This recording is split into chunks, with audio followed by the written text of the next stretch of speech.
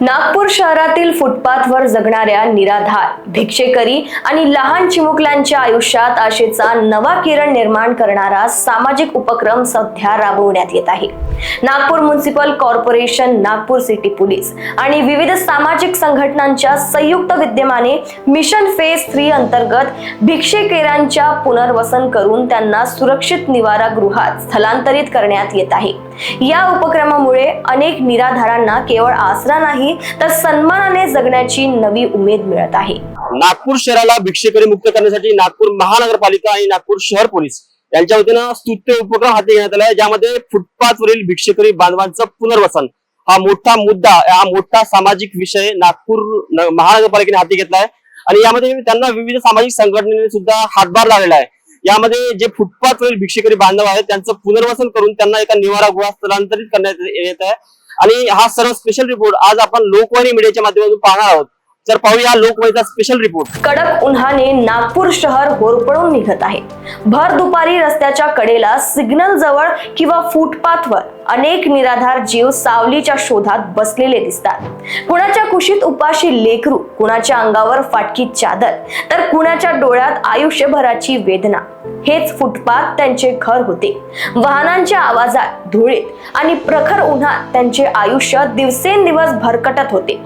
विशेषतः लहान मुलांचे बालपण अक्षरशः रस्त्यावर हरवत होते। शिक्षण, सुरक्षितता आणि मायेच्या सावलीपासून ही लेकरं दूर जात होती। मात्र आता या चित्रात बदल घडताना दिसत आहे। मिशन फेज 3 अंतर्गत प्रशासन आणि सामाजिक संघटना एकत्र येत या निराधारांना आधार देण्यासाठी पुढे सरसावले आहेत। शहरातील विविध भागांमध्ये जाऊन भिक्षेकरांचे समुपदेशन केले जात आहे। त्यांना सुरक्षित निवारा गृहात नेऊन अन्न, वैद्यकीय आणि सेवा निवाऱ्याची सुविधा उपलब्ध करून दिली जात आहे। या मोहिमेतील सर्वात भावनिक क्षण म्हणजे लहान बालकांचे पुनर्वसन। कालपर्यंत सिग्नलवर भीक मागणाऱ्या त्या चिमुकल्यांच्या चेहऱ्यावर आता हसू दिसत आहे।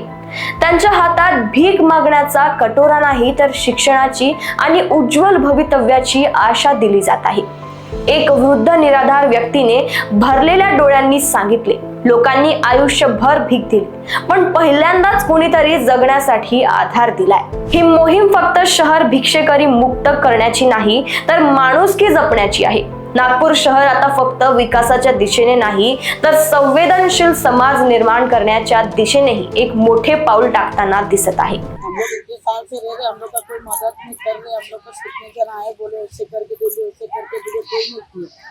अगर सरकार मदद करते, हमको कुछ मिल जाते तो हम लोग मजदूरी करके खाते, रोड में नहीं रहते पड़े। हमारे भी छोटे छोटे बच्चे हमको भी लगते हैं जो हम इस फुटपाथ में नहीं रहना चाहते। अभी हम लोग मजदूरी कर रहे तो खाएंगे, कहीं भगा देंगे तो हम लोग कहाँ जाएंगे। कितने सालों से रह रहे हैं आप? 35-40 साल हो गए हमारे। सरकार आपकी सुनती नहीं है क्या बातें? नहीं, बहुत जना है, सुनती नहीं है। बोल के जाते हैं, पैसे लिख के जाते हैं, फोटो वीडियो करके जाते, लेकिन कोई हमारा मदद नहीं किया इतना दिन से। तो सरकार से क्या गुहार है आपकी? सरकार से हमको क्या जो है, अगर कोई सरकार हमको मदद कर देता तो कहीं हमको घर दिला के देते तो हम लोग एक जगह पे लेके अपनी मजदूरी कर लेते हम लोग। और सरकार ने तो बोला है कि अभी आपके लिए वो घर को योजना करेंगे करके आते, लेकिन चले जाते। हमको कोई साथ में लेके गया ही नहीं और हमको कोई जगह दिखाया नहीं कि तुम्हारा यह रूम बना के देंगे, कुछ किसी ने बताया नहीं हमको।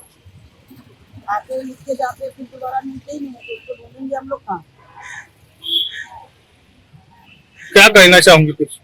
हम लोग को चाहते हैं, हमको भी कहीं जगह मिल जाता तो अच्छा है ना। कहीं भी हम लोग भी बाल बच्चे लेके बच्चे को ठीक से एक जगह पे पढ़ा सकते हैं। कॅमेरामॅन सचिन झुळापेसह मी अक्षय पुंडेकर, लोकवाणी मीडिया, नागपूर।